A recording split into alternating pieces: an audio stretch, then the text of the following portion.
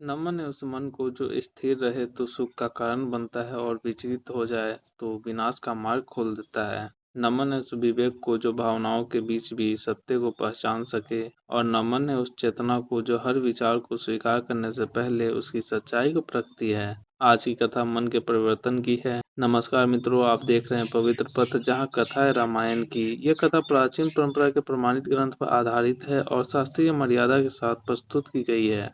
पिछले एपिसोड में हमने देखा मंथरा का प्रवेश, उसका उत्सव को देखना और केकई के मन में संदेह के बीज बोना। अब कथा उस बीज के प्रभाव को दिखाने वाली है। केकई राम के प्रति स्नेह रखती है, वे राम को पुत्र समान मानती है और उनका राज्याभिषेक से प्रसन्न है।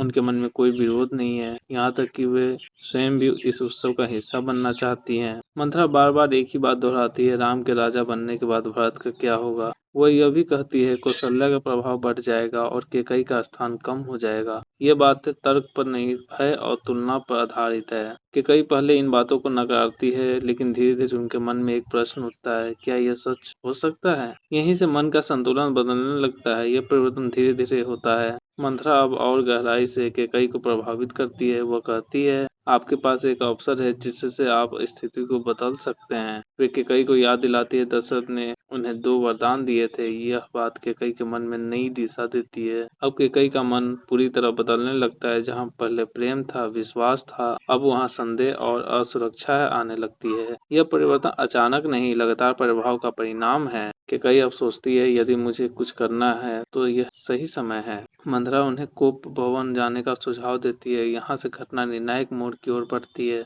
आज की कथा रामायण के अयोध्या कांड के उन सर्गों पर आधारित है जहाँ मंथरा द्वारा केकई को प्रभावित करना, उनके मन में संदेह उत्पन्न होना और वरदान की याद दिलाना विस्तार से वर्णित है। यह प्रसंग राम के वनवास की भूमिका है।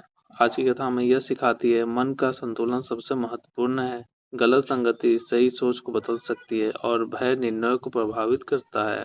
केकई का परिवर्तन हमें यह सिखाता है, एक गलत विचार यदि बार बार मन में आए तो वह सत्य जैसा लगने लगता है। आज की कथा रामायण के संबंधित कांड और सर्ग की परंपरा के अनुसार प्रस्तुत की गई। पवित्र पथ के साथ जुड़े रहिए। जय श्री राम।